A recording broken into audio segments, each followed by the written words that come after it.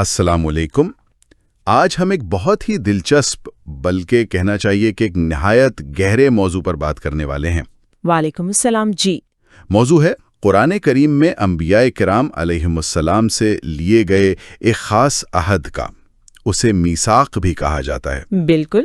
اور ہماری یہ گفتگو یہ مولانا سید ابو العلا مودودی کی کتاب سیرت سرور عالم کے ایک حصے کی جو آڈیو ریکارڈنگ ہے اس پر مبنی ہے۔ جی ہاں، جو Urdu audio books YouTube channel پر ہے۔ بالکل۔ تو آج کا ہمارا مقصد کیا ہے؟ ہم سمجھنے کی کوشش کریں گے کہ یہ عہد، یہ میثاق آخر تھا کیا، اس کی اصل روح کیا تھی، ہاں، اور اس کی اہمیت کیا ہے، اور پھر وہ کون سے اہم مباحث ہیں جو اس سے جڑے ہوئے ہیں، خاص طور پر جو ہمیں مواد ملا ہے اس میں۔ جی، نبوت کے تسلسل یا کہنا چاہیے ختم نبوت کے حوالے سے۔ بالکل۔ تو چلیں اس موضوع کی گہرائی میں اترتے ہیں، تفصیل سے جائزہ لیتے ہیں۔ بات شروع کرتے ہیں سورۃ الاحزاب آیت نمبر 7 سے۔ جی، اس آیت میں اللہ تعالیٰ اپنے آخری نبی محمد صلی اللہ علیہ وآلہ وسلم کو یاد دلا رہا ہے کہ جیسے تمام انبیاء سے ایک پختہ عہد لیا گیا تھا، ویسا ہی عہد آپ سے بھی لیا گیا ہے۔ اور خاص طور پر نام لیے گئے ہیں نوح علیہ السلام، ابراہیم علیہ السلام، موسیٰ علیہ السلام، عیسیٰ علیہ السلام علیہم السلام۔ جی ہاں، یہ بہت اہم بات ہے۔ تو سوال یہ پیدا ہوتا ہے کہ یہ عہد تھا کیا؟ اس سے مراد کیا ہے؟ دیکھیں، جو مواد ہمارے پاس ہے اس میں جو تجزیہ ہے وہ سیاق و سباق کو دیکھتا ہے۔ اچھا۔ اس کے مطابق یہاں عہد کا مطلب یہ بنتا ہے کہ اللہ کا پیغمبر وہ اللہ کے ہر حکم کی پہلے خود پیروی کرے گا، ٹھیک۔ پھر اسے بغیر کسی کمی بیشی کے دوسروں تک پہنچائے گا، اور پھر اسے معاشرے میں قائم کرنے، نافذ کرنے کے لیے اپنی پوری کوشش، پوری جد و جہد کرے گا۔ یہ ایک طرح سے پیغمبری کی جو بنیادی ذمہ داری ہے نا، اس کا حلف ہے۔ یعنی یہ صرف ماننے کی بات نہیں، بلکہ ماننے، پہنچانے اور نافذ کرنے، تینوں چیزیں شامل ہیں۔ جی بالکل، یہ ایک مکمل پیکج ہے۔ کئی اور مقامات بھی ہیں، جیسے سورۃ شورا کی آیت 13 ہے، وہاں بھی تو یہی بات ہے نا، نوح علیہ السلام، ابراہیم علیہ السلام، موسیٰ علیہ السلام، عیسیٰ علیہ السلام اور محمد مصطفیٰ صلی اللہ علیہ وسلم، ان سب کو دین قائم کرنے کا حکم اور تفریقے سے منع کیا گیا۔ ہاں، وہ بھی ایک طرح کا عہد ہی ہے۔ صحیح۔ اور بھی مثالیں ہیں، آپ دیکھیں سورۃ آل عمران آیت 187، وہاں اہل کتاب سے عہد لیا گیا۔ ہاں، کہ وہ کتاب کی تعلیمات چھپائیں گے نہیں، بیان کریں گے۔ بالکل۔ اور سورۃ البقرہ کی آیت 83، وہ تو بنی اسرائیل سے لیا گیا ایک تفصیلی عہد ہے، اللہ کے سوا کسی کی بندگی نہ کرنا، والدین سے حسن سلوک وغیرہ وغیرہ۔ اور سورۃ الاعراف میں بھی تو ہے، آیات 169 اور 171، کتاب کو مضبوطی سے تھامنا، اس کی باتوں کو یاد رکھنا تاکہ تقوی اختیار کیا جائے۔ جی، یہاں تک کہ سورۃ المائدہ آیت 7 میں تو مسلمانوں کے عہد کا ذکر ہے، سمعنا و اطعنا، ہم نے سنا اور اطاعت کی۔ تو یہ عہد و پیمان کا تصور یہ قرآن میں بار بار آتا ہے، ایک تسلسل ہے۔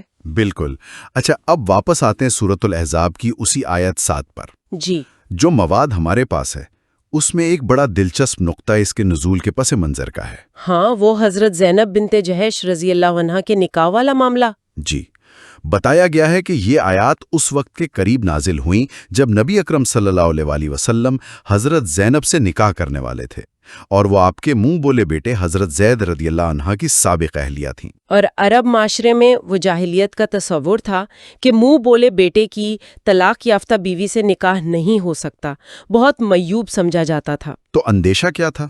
اندیشہ یہ تھا، شدید اندیشہ، کہ منافقین ہیں، دوسرے مخالفین ہیں، وہ اس نکاح کو، جو اصل میں تو ایک معاشرتی اصلاح تھی، جاہلیت کی رسم توڑنی تھی، اسے نعوذ باللہ نفس پرستی کا رنگ دے دیں گے، آپ کی ذات پر کیچڑ اچھالیں گے۔ اچھا۔ تو ماخذ کی تشریح یہ ہے کہ ایسے نازک موقع پر اللہ تعالیٰ نے آپ صلی اللہ علیہ وآلہ وسلم کو یہ یاد دلا کر ہمت بندھائی۔ کیا یاد دلا کر؟ یہی کہ آپ اللہ کے مقرر کردہ رسول ہیں، آپ سے بھی وہی پختہ عہد لیا گیا ہے جو پہلے بڑے بڑے انبیاء سے لیا گیا۔ اچھا۔ اور اس عہد کا تقاضا ہے کہ اللہ کا حکم پہنچانے اور نافذ کرنے میں کسی کی پرواہ نہ کریں، کسی ملامت کرنے والے کی ملامت سے نہ گھبرائیں۔ یعنی یہ سیاق و سباق تو اس عہد کے معنی کو بالکل واضح کر دیتا ہے۔ یہ تو بنیادی طور پر اللہ کے احکامات کی تعمیل اور نفاذ کا عہد ہے۔ جی ہاں، بالکل۔ چاہے حالات کتنے ہی مشکل کیوں نہ ہوں۔ یہ پس منظر سمجھنے سے عہد کی نوعیت، وہ پیغمبرانہ ذمہ داری بہت واضح ہو جاتی ہے۔ واقعی ایک طاقتور پیغام ہے، لیکن یہاں کہانی میں ایک موڑ بھی آتا ہے۔ جی؟ جیسا کہ ماخذ میں ذکر ہے، کچھ لوگ اس میثاق کی ایک بالکل ہی مختلف تشریح کرتے ہیں۔ اچھا، وہ کیسے؟ وہ سورۃ الاحزاب کی اس آیت 7 کو جوڑتے ہیں سورۃ آل عمران کی آیت 81 سے۔ آل عمران 81 جس میں اللہ نے تمام انبیاء سے عہد لیا تھا کہ جب ان کے بعد کوئی رسول آئے جو ان کی تعلیمات کی تصدیق کرے تو وہ اس پر ایمان لائیں گے اور اس کی مدد کریں گے۔ بالکل، اور اسی بنیاد پر جیسا ماخذ بتا رہا ہے، یہ گروہ دلیل دیتا ہے کہ چونکہ یہ عہد تمام انبیاء اور ان کی امتوں سے لیا گیا تو یہ نبی صلی اللہ علیہ وآلہ وسلم اور آپ کی امت پر بھی لاگو ہوتا ہے۔ یعنی ان کے مطابق آپ کے بعد بھی اگر کوئی نیا نبی آئے تو امت پر لازم ہے کہ وہ اس پر ایمان لائے اور اس کی مدد کرے، کیونکہ یہ عہد کا تقاضا ہے۔ یہ تو بالکل ہی مختلف بات ہو گئی ہے نا؟ یہ ایک بالکل مختلف زاویہ ہے۔ جی، یہ واقعی ایک یکسر مختلف تشریح ہے، لیکن جو مواد ہم دیکھ رہے ہیں وہ اسے سورۃ الاحزاب کی آیت 7 کے حوالے سے بالکل غلط قرار دیتا ہے۔ کیوں؟ کیا وجوہات ہیں؟ پہلی اور سب سے اہم وجہ تو وہی ہے جس پر ابھی ہم نے بات کی، یعنی سورۃ الاحزاب کا اپنا سیاق و سباق، یعنی حضرت زینب والے نکاح کا معاملہ۔ جی، اس موقع پر جہاں نبی اکرم صلی اللہ علیہ وسلم کو ایک خاص معاشرتی حکم نافذ کرنے پر حوصلہ دلائی جا رہی ہے، وہاں پچھلے انبیاء سے آنے والے نبی پر ایمان لانے والے عہد کا ذکر کرنا یہ بالکل بے محل لگتا ہے، غیر متعلق ہے۔ بات تو سمجھ آتی ہے۔ اور دوسری بات یہ ہے کہ جیسا آپ نے بھی پہلے اشارہ کیا تھا، قرآن میں تو مختلف قسم کے عہدوں کا ذکر ہے۔ ہاں، بنی اسرائیل سے عہد، اہل کتاب سے عہد، مسلمانوں سے عہد۔ بالکل، صرف ایک ہی قسم کا عہد تو نہیں ہے۔ تو کس آیت میں کون سا عہد مراد ہے، یہ سمجھنے کے لیے اس آیت کا اپنا سیاق و سباق دیکھنا ضروری ہے۔ تو الاحزاب میں وہی عہد مراد لینا چاہیے جو بات چیت کے تسلسل میں فٹ بیٹھتا ہے۔ جی ہاں، یعنی اللہ کے احکامات کی اطاعت، تبلیغ اور نفاذ والا عہد۔ ماخذ اس دوسری تشریح کو، یعنی اسے آل عمران والی آیت سے جوڑنے کو ایک غلط تعویل سمجھتا ہے۔ ٹھیک ہے، یہ تو ہوئی عہد کی تشریحات کی۔ اب ماخذ ایک اور دلیل کا جائزہ لیتا ہے جو نبوت کے دعووں کے سلسلے میں کبھی کبھی پیش کی جاتی ہے۔ کون سی دلیل؟ وہ فلاح یعنی کامیابی کے تصور سے جڑی ہے۔ اچھا، فلاح قرآن میں آتا ہے کہ مجرم فلاح نہیں پائیں گے۔ جی، جیسے سورۃ یونس آیت 17 ہے یا سورۃ الانعام آیت 21 کا مفہوم۔ تو ماخذ بتاتا ہے کہ کچھ لوگ اس فلاح کا مطلب لے لیتے ہیں صرف دنیاوی کامیابی، ترقی، کسی تحریک کا پھیل جانا وغیرہ۔ اور پھر اس سے نتیجہ کیا نکالتے ہیں؟ نتیجہ یہ نکالتے ہیں کہ اگر کوئی شخص نبوت کا دعویٰ کرے اور دنیا میں وہ کامیاب ہوتا نظر آئے، اس کے ماننے والے بڑھیں، جماعت ترقی کرے، تو بس سمجھ لیں کہ وہ سچا ہے۔ کیونکہ دلیل یہ دیتے ہیں کہ اگر وہ جھوٹا ہوتا تو اللہ اسے یوں کامیاب نہ ہونے دیتا۔ قرآن کا وعدہ ہے نا کہ مجرم فلاح نہیں پائے گا، تو وہ ناکام رہتا۔ یہ دلیل بظاہر تو بڑی سادہ اور آپ کہہ سکتی ہیں پرکشش لگتی ہے۔ لگتی تو ہے، لیکن ماخذ اس استدلال کو کئی بنیادوں پر رد کرتا ہے۔ اچھا، کیا بنیادیں ہیں؟ پہلی بات تو یہ کہ قرآن کا یہ کہنا کہ مجرم فلاح نہیں پائیں گے، یہ اللہ تعالیٰ کا اپنے علم غیب کی بنیاد پر ایک حتمی فیصلہ سنانا ہے۔ یعنی یہ اللہ کا قانون ہے؟ ہاں، یہ لوگوں کے ہاتھ میں کوئی فوری پیمانہ نہیں دیا گیا کہ وہ کسی دعوے دار کو پرکھ لیں۔ یہ کوئی پبلک کرائیٹیرین نہیں ہے، عوام کے لیے ٹیسٹنگ کٹ نہیں ہے۔ اچھا، یہ اللہ کا فیصلہ ہے، عوام کے لیے فوری جانچ کا آلہ نہیں، یہ اہم نکتہ ہے۔ بالکل۔ دوسری اہم بات، فلاح کا مطلب۔ جی؟ کیا قرآن میں فلاح کا مطلب صرف دنیاوی چمک دمک ہے، وقتی کامیابی؟ نہیں، ایسا تو نہیں لگتا۔ بالکل نہیں، اس سے مراد تو حقیقی دائمی کامیابی ہے، اخروی کامیابی ہے، چاہے دنیا میں سخت آزمائشیں آئیں، مشکلات آئیں۔ جی ہاں، انبیاء کرام کی زندگیوں میں ہم دیکھتے ہیں کتنی تکالیف اٹھائیں انہوں نے، بعض کو تو شہید بھی کر دیا گیا۔ تو پھر کیا اس کا مطلب یہ لیں گے کہ وہ نعوذ باللہ فلاح پانے والوں میں سے نہیں تھے؟ استغفر اللہ، ہرگز نہیں۔ تو پھر فلاح کو صرف مادی کامیابی سے جوڑنا، یہ تو قرآن کی بات کو محدود کرنا ہوا، غلط سمجھنا ہوا۔ بالکل درست۔ اور تیسرا اور شاید سب سے اہم نقطہ اللہ تعالیٰ کے ایک قانون سے متعلق ہے، استدراج۔ استدراج یعنی ڈھیل دینا، مہلت دینا؟ جی ہاں، اللہ تعالیٰ بعض اوقات مجرموں کو، سرکشوں کو، حتیٰ کہ جھوٹے دعوے داروں کو بھی فوراً نہیں پکڑتا۔ انہیں ڈھیل دیتا ہے۔ ہاں، ڈھیل دیتا ہے، انہیں دنیاوی اسباب دیتا ہے، کامیابی، شہرت، پیروکار، سب کچھ مل جاتا ہے، تاکہ ان کا جھوٹ، ان کی گمراہی پوری طرح کھل کر سامنے آ جائے، وہ اپنی حجت تمام کر لیں اور پھر وہ سخت سزا کے مستحق ہوں۔ تو کسی کی وقتی دنیاوی کامیابی اللہ کی طرف سے مہلت یا استدراج بھی ہو سکتی ہے؟ جی، ماخذ یہی کہہ رہا ہے، یہ ضروری نہیں کہ وہ اس کی سچائی کی دلیل ہو۔ یہ استدراج والا نقطہ تو واقعی بہت گہرا ہے، یعنی کامیابی ایک دھوکہ بھی ہو سکتی ہے۔ ماخذ کا نقطہ یہی ہے، وہ کہتا ہے کہ دنیاوی کامیابی یا ناکامی کو سچائی یا جھوٹ کا پیمانہ سمجھنا ہی بنیادی غلطی ہے۔ اور ایک ضمنی بات بھی تھی شاید شیطان کے بارے میں۔ ہاں، وہ یہ کہ شیطان کو جو قیامت تک مہلت ملی ہے، اس میں اللہ نے کہیں یہ تو نہیں کہا نا کہ وہ ہر فتنہ کھڑا کر سکے گا مگر نبوت کا جھوٹا دعوے دار نہیں کھڑا کر سکے گا۔ صحیح، تو جھوٹے مدعی کا آنا اور اسے وقتی فروغ ملنا، یہ بھی اللہ کے اسی قانون مہلت اور آزمائش کے تحت ممکن ہے۔ بالکل۔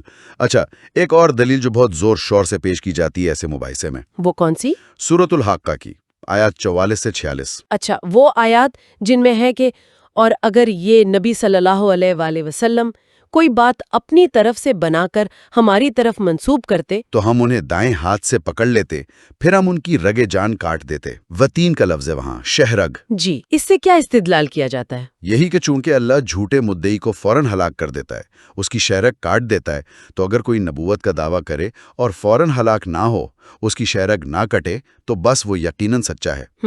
یہ دلیل بھی پیش کی جاتی ہے، مانتی ہوں، لیکن ماخذ اس استدلال کو بھی درست نہیں سمجھتا۔ کیوں؟ اس کی کیا وجہ بتائی گئی ہے؟ وضاحت یہ ہے کہ سورۃ الحاقہ کی یہ آیات خاص طور پر اللہ کے سچے، مقرر کردہ اور منصب نبوت پر فائز پیغمبر کے بارے میں ہے، جیسے حضرت محمد صلی اللہ علیہ وسلم۔ یعنی یہ اصول صرف سچے نبی پر لاگو ہوتا ہے؟ جی، مطلب یہ ہے کہ اگر اتنا بڑا سچا برحق نبی بھی اللہ پر جھوٹ باندھنے کی جسارت کرے، جو کہ ممکن نہیں، مگر مثال کے طور پر فرمایا گیا، تو اسے ایک لمحے کی مہلت بھی نہیں ملے گی، وہ فوراً پکڑا جائے گا۔ یہ منصب کے تقدس کا بیان ہے؟ بالکل، منصب کا تقدس اور اللہ کی غیرت کا بیان۔ اب اس سے یہ نتیجہ نکالنا کہ جو کوئی بھی اٹھ کر نبوت کا دعویٰ کر دے اور فوراً پکڑا نہ جائے، وہ ضرور سچا ہے، یہ منطقی طور پر غلط ہے۔ کیسے غلط ہے؟ ماخذ نے ایک مثال دی ہے، جیسے سرکاری ملازمت کے خاص قوانین ہوتے ہیں، مراعات ہوتی ہیں، ان کا اطلاق کس پر ہوتا ہے؟ جو اصلی سرکاری ملازم ہو، باقاعدہ بھرتی شدہ۔ بالکل۔ اب اگر کوئی جعلی آدمی خود کو سرکاری افسر ظاہر کر کے دھوکہ دے، تو کیا اس پر ملازمت کے قوانین لاگو ہوں گے؟ نہیں، اس پر تو فراڈ کا، جعلسازی کا مقدمہ چلے گا۔ بالکل، جو عام مجرموں والا قانون ہے۔ تو اسی طرح جو خاص وعید سچے نبی کے لیے ہے، اگر وہ بالفرض ایسا کرے، اس کا اطلاق کسی بھی جھوٹے دعوے دار پر نہیں ہو سکتا۔ اچھا، تو جھوٹے دعوے دار پر کون سا قانون لاگو ہوگا؟ اس پر مجرموں والے عمومی قوانین لاگو ہوں گے، جن میں مہلت اور استدراج کا اصول بھی شامل ہے۔ یعنی سچے نبی کا معاملہ الگ، جھوٹے مدعی کا الگ، دونوں کے لیے اللہ کے قانون مختلف۔ بالکل، یہی نقطہ ماخوذ واضح کرتا ہے۔ ٹھیک ہے، اب آتے ہیں اس بحث کے ایک زیادہ عملی پہلو پر۔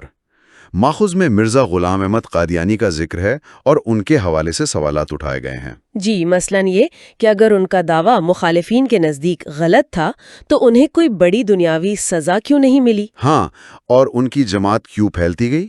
آخر کب تک خدائی فیصلے کا انتظار کیا جائے؟ یہ سوالات آج بھی پوچھے جاتے ہیں۔ جی ہاں، یہ عملی سوالات ہیں، اور ماخوذ اس کا بہت ہی واضح اور ٹوک ٹوک جواب دیتا ہے۔ کیا جواب ہے؟ موقف یہ ہے کہ نبوت جیسا معاملہ اتنا سنگین، اتنا بنیادی، اتنا نازک کہ کوئی شخص اللہ کا نبی ہے یا نہیں، ہاں، اس کا فیصلہ ایسی چیزوں کی بنیاد پر ہو ہی نہیں سکتا کہ کسی کو دنیا میں سزا ملی یا مہلت ملی، جماعت پھیلی یا سکڑی، کامیابی ملی یا ناکامی۔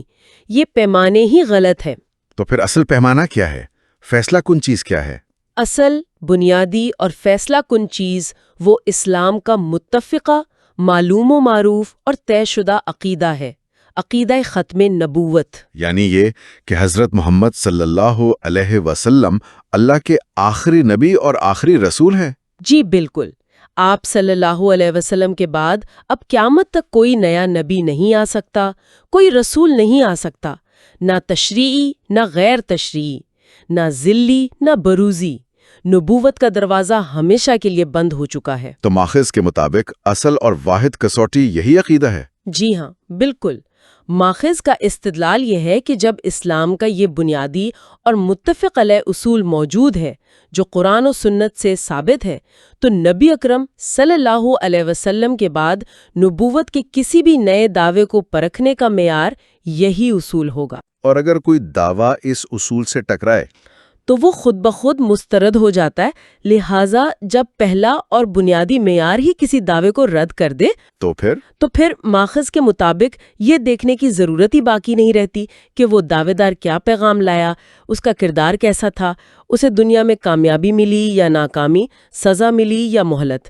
یہ سب باتیں ثانوی ہو جاتی ہیں۔ یعنی بنیاد ہی اگر عقیدہ ختم نبوت سے ٹکرا رہی ہے تو باقی تفصیلات غیر ضروری ہو جاتی ہیں۔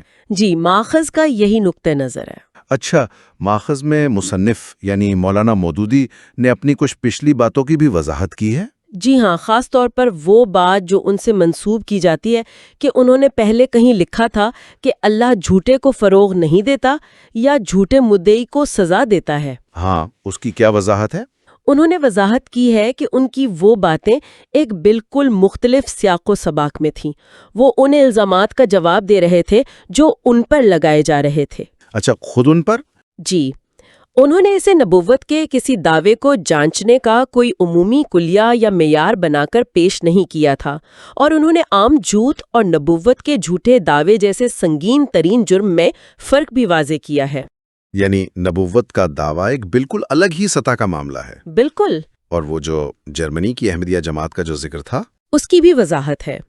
مقصد پاکستانی مسلمانوں کو یہ بتانا تھا کہ یورپ میں 9 مسلم موجود ہیں جنہیں اسلام کے نام پر کچھ بھی پیش کیا جائے تو وہ قبول کر سکتے ہیں، لا علمی میں۔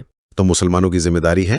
جی، کہ ان تک مستند اسلامی لٹریچر پہنچائیں تاکہ وہ کسی غلط نظریے یا فتنے کا شکار نہ ہوں۔ مقصد ان کے عقائد کی تائید ہرگز نہیں تھا، بلکہ مسلمانوں کو ان کی ذمہ داری کا احساس دلانا تھا۔ بہت خوب۔ تو آج کی ساری گفتگو کا اگر ہم خلاصہ کریں جی، تو یہ بات سامنے آتی ہے کہ قرآن پاک انبیاء کرام علیہ السلام سے لیے گئے ایک اہم عہد کا ذکر کرتا ہے، جی، جس کا بنیادی محور کیا ہے؟ اللہ کے احکام کی کامل اطاعت، ان کی تبلیغ اور ان کا نفاذ۔ نبی اکرم صلی اللہ علیہ وآلہ وسلم کو ایک مشکل حکم پر عمل کی ہمت دلانے کے لیے، صحیح۔ اور جہاں تک نبوت کے تسلسل یا نئے دعووں کا تعلق ہے تو یہ بات بالکل واضح ہو گئی اس مواد کی روشنی میں کہ معیار دنیاوی کامیابی ناکامی یا فوری سزا ملنا نہ ملنا نہیں ہے، نہیں، بالکل نہیں۔ بلکہ اصل اور فیصلہ کن معیار اسلام کا بنیادی متفقہ اور غیر متزلزل عقیدہ ہے، عقیدہ ختم نبوت۔ بالکل درست فرمایا آپ نے۔ نبی اکرم صلی اللہ علیہ وآلہ وسلم کے بعد کسی بھی نئے دعوی نبوت کی جانچ کا حتمی اور قطعی معیار یہی عقیدہ ہے۔ ٹھیک۔ اور یہاں سے نا ایک اور سوچ کا دروازہ کھلتا ہے جس پر شاید مزید غور کیا جا سکتا ہے۔ وہ کیا؟ وہ یہ کہ کسی بھی مذہبی روایت میں اس کے جو بنیادی اصول ہوتے ہیں، جیسے اسلام میں توحید ہے، رسالت ہے، ختم نبوت ہے، جی، یہ اصول آخر قائم کیسے ہوتے ہیں؟ ان کے بننے کا، متفق علیہ بننے کا طریقہ کار کیا ہوتا ہے؟ وہ میکنزم کیا ہے؟ یعنی یہ اصول کیسے وجود میں آتے ہیں اور کیسے مستحکم ہوتے ہیں؟ جی، اگر ہم اس عمل کو سمجھ لیں تو شاید ہمیں آج کے دور میں جو نئے دعوے آتے ہیں، نئی تشریحات آتی ہیں، چیلنجز آتے ہیں، ہاں، ان کو زیادہ گہرائی سے سمجھنے اور پرکھنے میں مدد مل سکتی ہے۔ یہ ایک ایسا نقطہ ہے جو ہمیں تاریخ، علم الکلام، اصول فقہ، ان سب کی طرف لے جاتا ہے۔ یہ واقعی ایک اہم سوال ہے جس پر مزید سوچا جا سکتا ہے۔